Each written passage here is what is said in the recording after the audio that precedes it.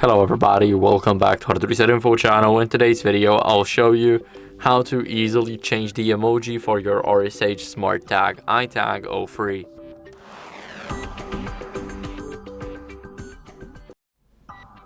So first, we want to open up the Find My. So go to Find My, select the items, and select your AirTag. Now if you want to change the emoji, then scroll down and go to change name and emoji. Now here we can click on emojis and change just the emoji. We don't have to change the name. Now let's save it, and as you guys can see, now we've got a different emoji. So this is how you guys can change it. I hope this video was helpful. If it was, then leave a like, subscription, and a comment, and I'll see you in the next one.